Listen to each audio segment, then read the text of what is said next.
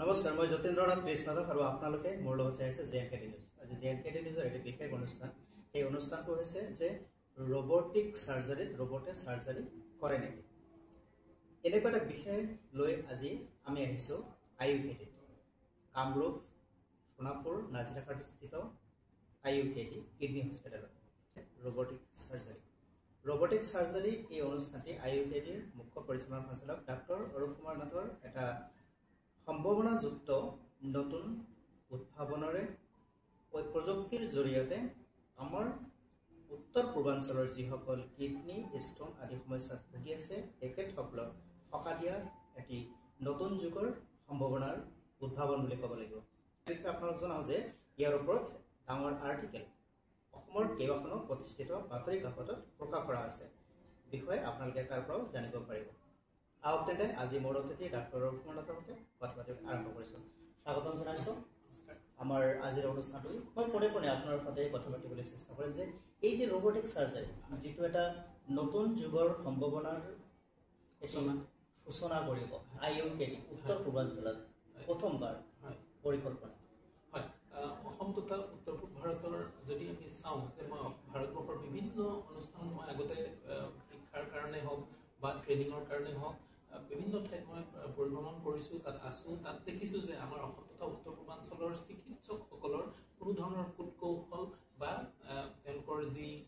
Surgical skill ইয়াৰ কোনো কমি নাই। কিন্তু তাৰ পিছতো অসম তথা উত্তৰ পূৰ্বাঞ্চলৰ বিভিন্ন ৰোগী অসমৰ বাহিৰলৈ গৈ বহুত পইচা পাতি খৰচ কৰিব লগা হয় জটিল অস্ত্ৰোপচাৰৰ কাৰণে। আৰু তাৰ কাৰণে কি আছিলে যে টেকনলজিৰ কিছু অভাৱ আমাৰ অসম তথা উত্তৰ পূৰ্বাঞ্চলত নথকা নহয় আছিল। যেনেকৈ ৰবটিক সাৰ্জাৰী হয়তো যোৱাকালিলৈকে আমাৰ উৎসৰ্গিত যিটো ইউৰলজিকেল ৰবট নথকাৰ কাৰণে ইউৰলজিৰ বিভিন্ন কেঞ্চাৰ কৰ্কট ৰোগত ভুগি থকা ৰোগীসকল বাহিৰলৈ গৈ বিভিন্ন ক্ষেত্ৰত আহমেদাবাদ, হায়দৰাবাদ, চেন্নাই, মুম্বাই, দিল্লী, কলকাতা এইবিলাক চহৰত গৈ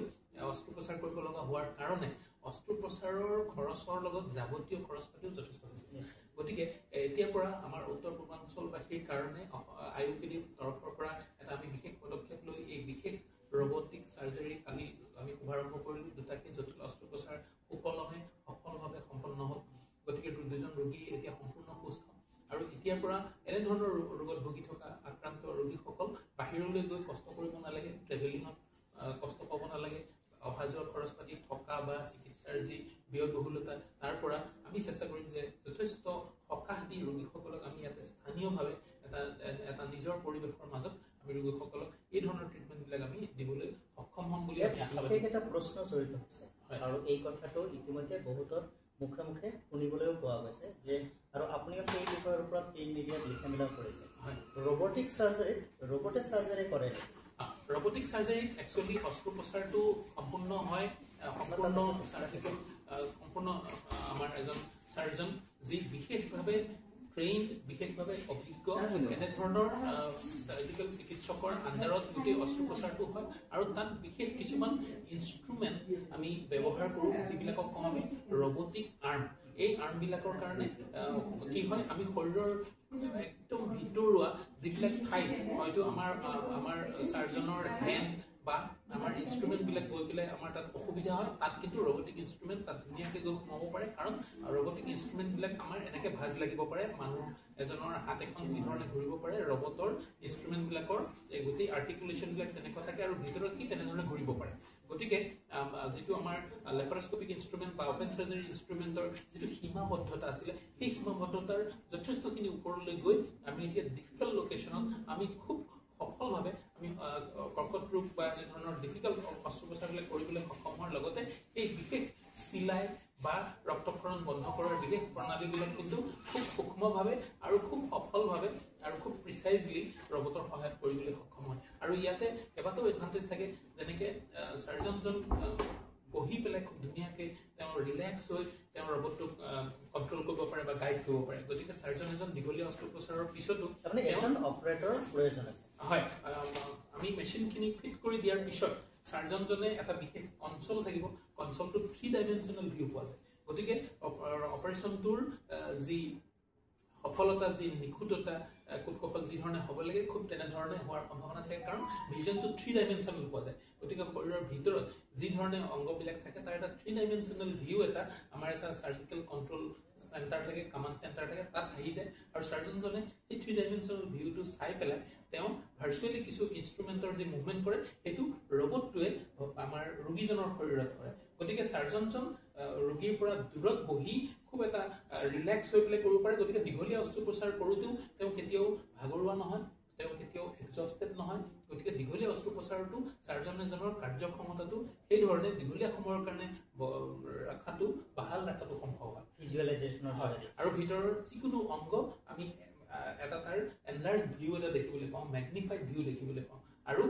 3 ডাইমেনশ্যনেল ভিউ দেখিবলৈ পাওঁ আৰু আৰ্টিকুলেটিং মুভমেণ্ট থকা ইনষ্ট্ৰুমেণ্ট পাওঁ এই গোটেই এডভান্টেজবিলাকৰ কাৰণে কি হয় সাৰ্জাৰীটো নিখুঁতভাৱে হয় আৰু খুব ৰক্তক্ষৰণ নোহোৱাকৈ হয় আৰু কম সময়ৰ ভিতৰত এতিয়া বিষয়টো হৈছে যে ৰবটিক সাৰ্জাৰী ৰবটে নকৰে এগৰাকী কন্ট্ৰোলৰ শল্য চিকিৎসকগৰাকীয়ে তেখেতৰ অভিজ্ঞতাৰ ভিত্তিত নিৰ্ভৰ কৰি এইখিনি কাম কৰে এতিয়া কথাটো হৈছে যে আমি সাধাৰণতে শুনিছোঁ যে অস্ত্ৰোপচাৰ এগৰাকী সাৰ্জনে কৰে আৰু সাৰ্জন আৰু ৰবটৰ মাজত যিটো অস্ত্ৰোপচাৰ ইয়াৰ কেনেধৰণৰ বেনিফিট আমি পাব পাৰোঁ বা ৰোগীগৰাকী পাব পাৰোঁ ৰোগীগৰাকী পাব পাৰে আমি যিটো খুব নিখুঁতভাৱে অস্ত্ৰোপচাৰটো সম্পন্ন হয় ৰক্তক্ষৰণ কম হয় 3 ডাইমেনশ্যনেল ভিউ পোৱাৰ কাৰণে আমি কেতিয়াও কোনো জেগাত কেতিয়াও যি জেগাত অপাৰেশ্যন হ'লে প্ৰিচাইজলি সেইটো জেগাত হয় ওচৰত থকা অংগ প্ৰত্যংগৰ ওপৰত ডেমেজটো হোৱাৰ চান্সটো কম থাকে গতিকে ৰক্তক্ষৰণ কম হয় আৰু অস্ত্ৰোপচাৰৰ পিছত ৰোগী এজনৰ যিটো ৰিকভাৰী টাইমটো সেইটো যথেষ্ট কম থাকে আৰু ৰক্তক্ষৰণ কম হোৱাৰ কাৰণে তেওঁ ৰক্তদান কৰিব লগা নহয় বেছিভাগ ক্ষেত্ৰত আৰু খুব কম সময়ৰ ভিতৰত তেওঁ আকৌ নিজৰ দৈনন্দিন কাম কাজ কৰিব পৰাকৈ তেওঁ নিজৰ আগৰ অপাৰেশ্যনৰ আগৰ ষ্টেজটোলৈ খুব কম সময়ৰ ভিতৰত উভতি যাব এগৰাকী হিউমেন সাৰ্জনে যেতিয়া এটা অস্ত্ৰোপচাৰ কৰে তেতিয়া আমি দেখিবলৈ পাওঁ কেতিয়াবা পেট ফালি দিব লগা হয় বা কিডনি কোনোবা এটা তল অংশ ফালি দিব লগা হয় ফলত ইনফেকশ্যন ৰেটটো বেছি বাঢ়ে আৰু ৰবটিক সাৰ্জাৰীৰ যোগেদি আমাৰ ইনফেকশ্যন ৰেটটো কেনেকুৱা থাকে হয় যিহেতু আমাৰ হিউমেন মানুহৰ হাত বা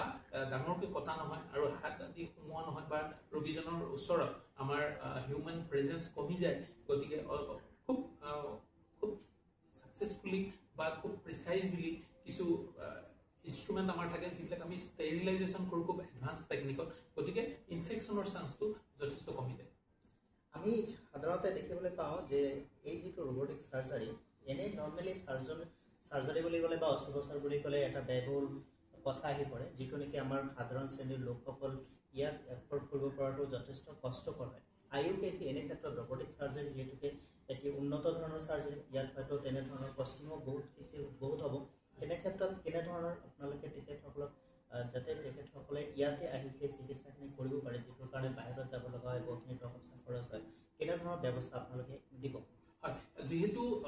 ইয়াৰ আগতে এনেধৰণৰ ইউৰলজি এনেকুৱা উৎসৰ্গিত ইউৰলজিকেল ৰোগত তথা উত্তৰ পূৰ্বাঞ্চলত নথকাৰ কাৰণে ইউৰলজিৰ যেনেকৈ কিডনি প্ৰষ্টেট ব্লাডাৰ কেঞ্চাৰ এনেকুৱা ধৰণৰ কেঞ্চাৰ ট্ৰিটমেণ্টবিলাকৰ কাৰণে ৰোগী বাহিৰলৈ গৈ যিমান খৰচ পাতি হয়তো ট্ৰিটমেণ্টৰ লগতে অহা যোৱা থকা বা পিছত চেকআপৰ কাৰণে যোৱা আনুষংগিক বহুত খৰচ পাতি হৈছিলে যিবিলাক অসম তথা উত্তৰ পূৰ্বাঞ্চলত স্থানীয়ভাৱে যেতিয়া গুৱাহাটীতে হ'ব তেতিয়া তাৰ সেই খৰচটো যথেষ্ট কমি যাব আকৌ যিটো ট্ৰিটমেণ্টৰ প্ৰপাৰ ট্ৰিটমেণ্ট কষ্টটো সেইটো আমি ভাৰতবৰ্ষৰ বিভিন্ন ঠাইত থকা কৰ্পৰেট হস্পিটেলৰ যি খৰচ তাতকৈ আমি আধাতকৈ কমত কৰিবলৈ আমি ইতিমধ্যে মনস্থ কৰিছোঁ আৰু যোৱাকালি দুটা অস্ত্ৰোপচাৰ আমি ঠিক তেনেধৰণে কৰিছোঁ যে সেই বিশেষ অস্ত্ৰোপচাৰৰ কাৰণে ভাৰতবৰ্ষৰ যিকোনো আগশাৰীৰ প্ৰতিষ্ঠানে যি ধৰণৰ ব্যয়বহুলতা আছিল তাৰ আধা খৰচত আমি কৰিবলৈ সক্ষম হোৱাৰ কাৰণে দুজনকৈ ৰোগীয়ে তেওঁলোকে কৰিবলৈ সক্ষম হৈছে আৰু তেওঁলোকৰ মুখত আমি হাঁহি বিৰিঙাবলৈ সক্ষম হৈছোঁ আৰু দুজন ৰোগী বৰ্তমান সুস্থ আছে আমি আগলৈও আশা কৰিম আৰু আমি ইচ্ছা আমাৰ সদায় থাকিব যে আমি উত্তৰ পূৰ্বাঞ্চলৰ ৰোগীসকল যাতে অৰ্থৰ অভাৱত বা তেওঁলোকে এই যি এফৰ্ডেবিলিটিৰ অভাৱত যাতে এনেধৰণৰ এডভান্স ট্ৰিটমেণ্ট কৰাৰ তেওঁলোকে বঞ্চিত নহয় গতিকে আমি এইটো এনচিয়ৰ কৰিবলৈ চেষ্টা কৰিম আৰু আমাৰ যিহেতু আমি এটা চাৰ্জিকেল গ্ৰুপ আছোঁ ইউৰলজিষ্ট 5জনকৈ ইউৰলজিষ্ট আছোঁ গতিকে আমাৰ ইউৰলজিষ্টসকল যিহেতু গোটেই অসম তথা উত্তৰ পূৰ্বাঞ্চল পৰিভ্ৰমণ কৰি থাকে স্থানীয়ভাৱে গৈ ৰোগী চায় গতিকে ইয়াতে যদি এটা অস্ত্ৰোপচাৰ হয় তেওঁলোকে আকৌ পৰৱৰ্তী পৰ্যায়ত হয়তো IUKT নহাকৈ স্থানীয়ভাৱে তেওঁলোকৰ চেকআপটো কৰিব পাৰিব গতিকে তেওঁলোকে নিজৰ ঠাইতে কৰিব পৰা লগে লগে তেওঁলোকৰ অহা যোৱা আকৌ গুৱাহাটীলৈ অহা যোৱাৰ খৰচটো সেইধৰণে কাট ডাউন হ'ব কমিব এটা বিশেষ ইয়াতে কথা আমি আলোচনা কৰিব পাৰোঁ যে যিহেতুকে IUKD উত্তৰ পূৰ্ব ভাৰতৰ প্ৰথমখন কিডনী হস্পিটেল আৰু এইখন কিডনী হস্পিটেলে কিন্তু ইতিমধ্যে 2 বছৰত যথেষ্টখিনি সফলতা শিখৰ চুইছে বুলি ক'ব লাগিব যিহেতু 2 বছৰৰ ভিতৰতে ৰবটিকৰ দৰে এটা সাৰ্জাৰী সিস্টেম ইতিমধ্যে IUKD দাহি প্ৰৱেশ কৰিলে আৰু তিনিটাকৈ উন্নত মানৰ লেজাৰ মেচিন আছে টেকনিক আছে যাৰ যোগেদি যিখিনি আমাৰ লেজাৰ ট্ৰিটমেণ্ট কিডনী পোষ্টেট আদি অপাৰেশ্যন হয় সেইখিনি কৰিব পৰা গৈছে এতিয়া কথাটো হৈছে যে এইখিনি ব্যৱস্থা কৰাৰ লগে কিডনীৰ ক্ষেত্ৰত এটা সাংঘাতিক সমস্যা পোৱা যায় সেইটো হৈছে কিডনী ট্ৰান্সপ্লান্ট অৰ্থাৎ বৃক্ক সংৰক্ষণৰ দৰে এটা ব্যৱস্থা IUKD কিমান কোনকালে ইয়াতে লঞ্চ কৰিব পাৰে হয়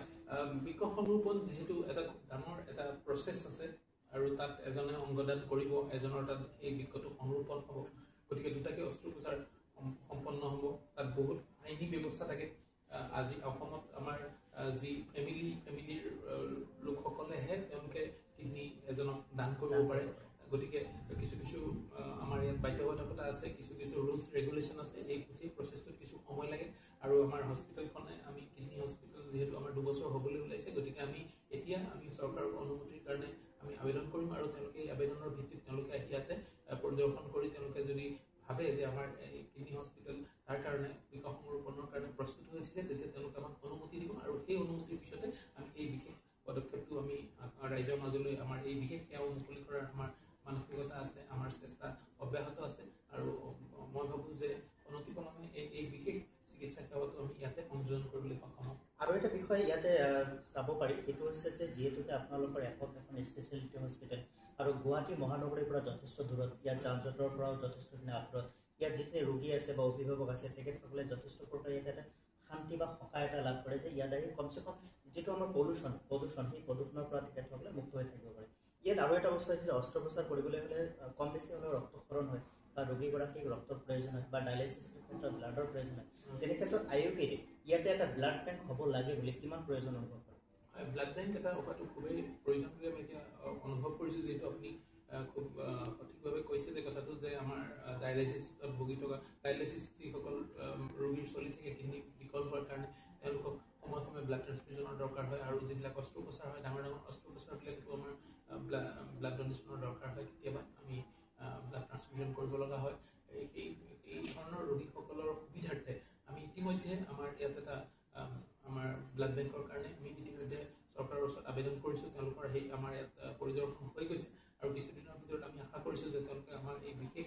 অনুমতিটো দিব আৰু আমি ৰাইজৰ মাজলৈ এই বিশেষ ব্লাড বেংকটো যেতিয়া আমি অপেনিং কৰিব পাৰিম তেতিয়া এই সকলো ৰোগী যোনে হয়তো ব্লাডৰ কাৰণে কিছু দূৰলৈ এতিয়া অৱশ্যে ওচৰতে সোণাপুৰৰ চৰকাৰী হস্পিটেলৰ পৰাও কিছু ক্ষেত্ৰত তেওঁলোকে যথেষ্ট বদান্যতা দেখাইছে আৰু তেওঁলোকে আমাক প্ৰাইভেট হস্পিটেলত তেওঁলোকৰ পৰা ব্লাড দিছে ৰোগীৰ কাৰণে আকৌ ওচৰত আমাৰ হেল্থ চিটি হস্পিটেল আছে আৰ্হি হস্পিটেল আছে গতিকে কিছু হস্পিটেল ওচৰত আছে কিন্তু তথাপি আমি চেষ্টা কৰিম যে আমাৰ ইয়ালৈ অহা ৰোগীসকল যাতে ব্লাডৰ কাৰণেও কোনো যাব লগা নহয় যিহেতু IUKD হ'ল এনেকুৱা এখন হস্পিটেল আমি ক'ম যে আমব্ৰেলা হস্পিটেল লেভেল 3 হস্পিটেল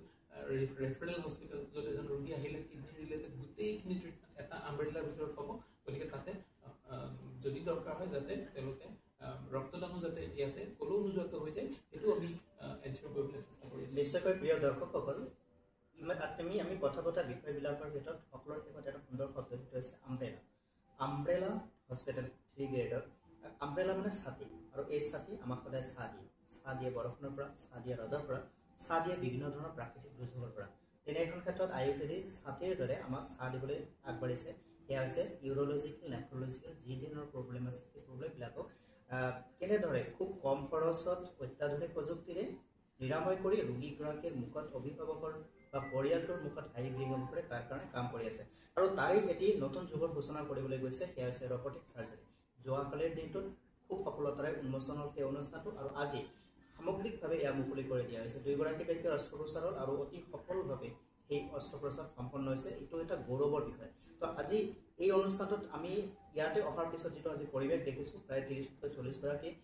সাংবাদিক পোৰ্টেল ছেটেলাইট প্ৰিণ্ট মিডিয়া আদি ইয়াত উপস্থিত হৈ আজি এই বিশেষ সাক্ষাৎকাৰটো গ্ৰহণ কৰিছে যিটো সাক্ষাৎকাৰে অনাগত দিনত এটি সুন্দৰ বাৰ্তা লৈ আহিব এনেকুৱা এটা বিশেষ মুহূৰ্তত আমি আজি উপস্থিত পদক্ষেপত জানিব খুজিছে আমি যেতিয়া আজিকালি হস্পিটেলত যোৱা যায় বা বিভিন্ন ধৰণৰ চৰকাৰী আঁচনি বা অন্য ধৰণৰ ইঞ্চুৰেঞ্চ পলিচি ৰোগীবিলাকৰ হেল্থ ইঞ্চুৰেঞ্চৰ ক্ষেত্ৰত খুব যদিও এভেইলেবল নহয় কিছু পৰিমাণে পোৱা যায় তো ইয়াত অহা ৰোগীসকল কেনে ধৰণৰ আঁচনিৰ অন্তৰ্ভুক্ত ইয়াতে চিকিৎসা কৰিব পাৰিব যিটো তেখেতৰ কাৰণে এফৰ্ডেবল হ'ব আটাইতকৈ ডাঙৰ আশাৰ বতৰাটো আমাৰ ৰাইজৰ কাৰণে হ'ল যে চৰকাৰীভাৱে এই আয়ুষ্মান ভাৰতৰ যি স্বাস্থ্য বীমা চৰকাৰীভাৱে যোগান ধৰা হৈছে আৰু সেইটো আমিও যথেষ্ট সুখী বা ৰাইজৰ মাজলৈ আমাৰ সেই সেৱা আয়ুষ্মান ভাৰতৰ আণ্ডাৰত আমি দিবলৈ পাই আমি নিজকে কৃতাৰ্থ মানিছোঁ আৰু ৰোগীসকলক সহায় কৰিবলৈ পাই আমি যথেষ্ট সুখী হৈছোঁ আৰু তাৰ আয়ুষ্মান ভাৰতৰ আণ্ডাৰতো যথেষ্ট সংখ্যক ৰোগীয়ে ইতিমধ্যে যথেষ্ট সকাহ পাইছে অৰ্থনৈতিকভাৱে সকাহ পাইছে আকৌ যিবিলাক স্বাস্থ্য বীমা আছে তাৰ ভিতৰত প্ৰায়কেইটা স্বাস্থ্য বীমাৰ আঁচনি আমাৰ ইয়াত কেছলেছ নগদ ধন নোহোৱাকৈ যি ট্ৰিটমেণ্ট কৰিব পৰা যায় সেইটো ইতিমধ্যে প্ৰযোজ্য হৈছে আৰু কিছু কিছু ক্ষেত্ৰত কেছলেছ ফেচিলিটি নাই যদিও তেওঁলোকে ৰিইম্বাৰ্ছ কৰিব পাৰে আহি ট্ৰিটমেণ্ট কৰিলে তেওঁলোকৰ ইঞ্চুৰেঞ্চ কোম্পানী কিন্তু সেই পইচাখিনি পৰৱৰ্তী পৰ্যায়ত তেওঁলোকক যোগান ধৰে আৰু এই যি আমাৰ ৰবটিক প্ৰগ্ৰেম সেইবিলাকৰ কাৰণেও কিছু কিছু স্বাস্থ্য বীমা এতিয়া লাহে লাহে আগবাঢ়ি অহা পৰিলক্ষিত হৈছে কাৰণ এসময়ত যিটো এটা হয়তো সপোন আছিলে বিভিন্ন অনুষ্ঠানৰ কাৰণে বিভিন্ন স্বাস্থ্য খণ্ডৰ প্ৰতিষ্ঠানৰ কাৰণে যিটো এটা সপোন আছিল বা বহুত ব্যয়বহুল বুলি ভাবিছিলে ৰোগীসকলে ভয় কৰিছিলে আজি হয়তো লাহে লাহে নিজৰ দুৱাৰদলিত আহি উপস্থিত হৈছে গতিকে অনাগত দিনত হয়তো আয়ুষ্মান ভাৰত বা স্বাস্থ্য বীমাই যদি এই ধৰণৰ ৰবটিক চাৰ্জাৰীটো তেওঁলোকৰ সেৱাৰ মাজত সংযোজন কৰে তেতিয়া ৰোগীসকলে এই তাৰ পৰাও যথেষ্টখিনি সকাহ পাব বুলি মই আশা কৰোঁ আমি এটা জানিব বিচাৰিছোঁ শেষ পৰ্যায়ত আপুনি এই প্ৰায় 3 দিনমান পূৰ্বত আপুনি গুৱাহাটী মেক্সৱেল দিল্লীৰ মেক্সৱেল আপুনি এটি লাইভ ডেমনষ্ট্ৰেশ্যন কৰিলে হয় তাৰ অনুভৱ হয় যেতিয়া অসমৰ পৰা গৈ ভাৰতবৰ্ষৰ আটাইতকৈ উন্নত চিকিৎসালয়ত বা যিখন কৰ্পৰেট হস্পিটেল য'লৈ আমাৰ ৰোগীসকল গৈ পেলাই ভিৰ কৰি থাকে তাতে যেতিয়া এনেধৰণৰ কিছু চাৰ্জাৰী সম্পাদন কৰি আৰু সেই উন্নত ঠাইৰ চিকিৎসকসকলৰ আগত নিজৰ কৌশল দেখুওৱা বা তেওঁলোকক গাইড কৰা বা তেওঁলোকক ট্ৰেইন কৰিবৰ কাৰণে যেতিয়া অসমৰ পৰা আহ্বান কৰি বা আমন্ত্ৰিত কৰি লৈ যোৱা হয় তেতিয়া এটা খুব ভাল অনুভূতি হয় যে অসম তথা উত্তৰ পূৰ্বাঞ্চলকো যেন আমি চিকিৎসাৰ উন্নত চিকিৎসাৰ মানচিত্ৰত যেন এটা স্থান দিবলৈ সক্ষম হৈছোঁ তেনেকুৱা এটা ভাৱ হয় আৰু আগলৈ আৰু কষ্ট কৰি অসমক যাতে অসমৰ আৰু যাতে উন্নত কৰিব পৰা যায় তাৰ কাৰণে খুব নিজকে অনুপ্ৰাণিত হোৱা নিচিনা নিশ্চয়কৈ আমি আমাৰ ফালৰ পৰা আপোনালোকে শুভকামনা জনাইছোঁ আৰু পৰমেশ্বৰলৈকে প্ৰাৰ্থনা জনাইছোঁ আপোনাৰ এই যিটো প্ৰয়াস আপোনাৰ এই যিটো চিন্তা নতুন যুগত সূচনা কৰি আমাৰ প্ৰজন্মক আপুনি সুন্দৰ সুস্থ এটা জীৱন দিয়াৰ কাৰণে যি প্ৰয়াস কৰিছে সেয়া পৰমেশ্বৰে নিশ্চয়কৈ আপোনাৰ ওপৰত আশীৰ্বাদ বৰ্ষণ কৰিব আমি তাৰ কাৰণে শুভকামনা জনাইছোঁ আৰু সদৌ শেষত কি আহ্বান জনাব IUPADৰ এই যিটো নৱ প্ৰয়াস হয় আমাৰ এই নতুন প্ৰচেষ্টাৰ দ্বাৰা এই বলিষ্ঠ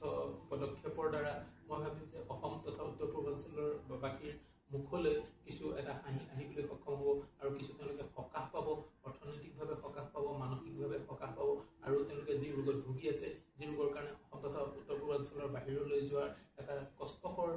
এটা যাত্ৰা আছিলে এটা অৰ্থনৈতিকভাৱে যথেষ্ট ব্যয়বহুল এটা কাহিনী আছিলে তাৰ যাতে ইমানতে অন্ত পৰিব আৰু ৰোগীসকল আহি আমাৰ ইয়াত আমাৰ এই প্ৰাকৃতিক পৰিৱেশত আমাৰ এই স্থানীয় পৰিৱেশত আহি তেওঁলোকে এই ধৰণৰ ট্ৰিটমেণ্টবিলাক বিশ্ব মানদণ্ডৰ ট্ৰিটমেণ্ট ইয়াতে পাবলৈ সক্ষম আমি আপোনাক ধন্যবাদ জ্ঞাপন কৰিলোঁ এইখিনি সময় দিয়াৰ কাৰণে আৰু আপোনাৰ এই যাত্ৰা চৰাইবতী হৈ থাকক প্ৰিয় দৰ্শকসকল এখেত আছিল ডাক্তৰ অৰূপ কুমাৰ নাথ মানৱ দৰদী ভাৰতৰ লেজাৰমেন খ্যাত ডাক্তৰ অৰূপ কুমাৰ নাথৰ এই প্ৰয়াস যুগান্তকাৰী এটি সুদূৰ প্ৰসাৰী দিগন্ত সূচনা কৰিব তাকে আমি আশা কৰিছোঁ আপোনালোকে আহিব এবাৰ হ'লেও IUPADলৈকে চিকিৎসা কৰিবলৈ নহয় এবাৰ হস্পিটেলখন চাবলৈ হস্পিটেলখনৰ ব্যৱস্থা চাবলৈ ৰবটিক চাৰ্জাৰীৰ যিটো ছিষ্টেম আজি ইয়াতে লঞ্চ কৰা গৈছে সেই ব্যৱস্থাটোক চাবলৈ আপুনি মানুহৰ পৰা শুনা কথাবিলাকত কিমানখিনি সত্যতা আছে তেতিয়াহে আপুনি অনুধাৱন কৰিব পাৰিব যেতিয়া আপুনি নিজেই ইয়ালৈকে আহিব ইয়ালৈকে পদাৰ্পণ কৰিব গুৱাহাটী মহানগৰীৰ পৰা নাতি দূৰত অৱস্থিত যান জঁটৰ বাহিৰত পলিউশ্যনমুক্ত এটি ঠাইত প্ৰাকৃতিক নান্দনিক শোভাৰে বৰ্ধিত এখন হস্পিটেল IUPAD কিডনী হস্পিটেল উত্তৰ ভাৰতৰ প্ৰথমখন হস্পিটেল যি নেকি গৌৰৱ কৰিবলৈ সক্ষম হৈছে ডাক্তৰ অৰূপ কুমাৰ নাথৰ এটা অহোপুৰুষাৰ্থ প্ৰয়াসৰ যোগেদি ইতিমধ্যে ভাৰত তথা ভাৰতৰ বাহিৰত গৈ আন্তৰ্জাতিক পৰ্যায়ত লাইভ ডেমনষ্ট্ৰেশ্যন কৰি গৌৰৱ কঢ়িয়াই আনিছে এইগৰাকী মহান ব্যক্তিয়ে এখেতৰ এই প্ৰয়াসক আমি আগবঢ়াই নিব লাগিব আমাৰ অসমবাসী সকলোৱে ইয়াত জাতিভেদ বৰ্ণ সকলোকে আঁতৰাই আমি মানৱীয় কল্যাণৰ কাৰণে মানৱীয় দায়বদ্ধতা সচেতন সজাগতাৰ কাৰণে কৰিব লগা যিখিনি মানৱীয় প্ৰমূল্যবোধৰ আওতাত আমি কৰোঁ সেই সকল ব্যক্তি নহয় আমি সকলোৱে উমৈহতীয়া এই প্ৰয়াসক আগবঢ়াই লৈ যাওঁ সুস্থ থাকক কুশলে থাকক মংগলে থাকক আৰু আশীৰ্বাদ কৰক IUPADৰ এই যাত্ৰা যেন সকলোৱে ধন্যবাদ উন্নয়নত ৰবটিক চাৰ্জাৰীয়ে যি বৈপ্লৱিক পৰিৱৰ্তনৰ সূচনা কৰিছে সেয়া সঁচাকৈয়ে অভূতপূৰ্ব এই ক্ষেত্ৰত পিছপৰি নাথাকিল কিডনী হস্পিটেল IUPAD